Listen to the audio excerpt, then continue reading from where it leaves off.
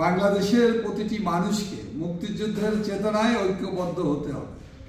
বাংলাদেশের সর্বস্তরের মানুষকে এবং আওয়ামী লীগের প্রতিটি নেতাকর্মীকে, আওয়ামী লীগের সর্বস্তরের নেতাকর্মীদেরকে, তৃণমূলের প্রতিটি নেতাকর্মীদেরকে ঐক্যবদ্ধ হতে হবে এবং সবাইকে নিয়ে ঐক্যবদ্ধভাবে কাজ করি বাংলাদেশে অসাম্প্রদায়িক চেতনায়, মুক্তিযুদ্ধের চেতনায়, জাতির পিতার আদর্শে সমৃদ্ধ হয়ে আমাদের সামনের দিকে এগিয়ে যেতে হবে।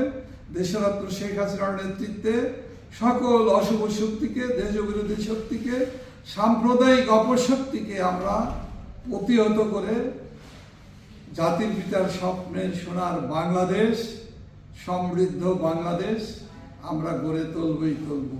এটাই আমাদের প্রতিজ্ঞা, এটাই আমাদের প্রত্যয়। জয় বাংলা, জয় বঙ্গবন্ধু, বাংলাদেশ চিরজীবী হোক।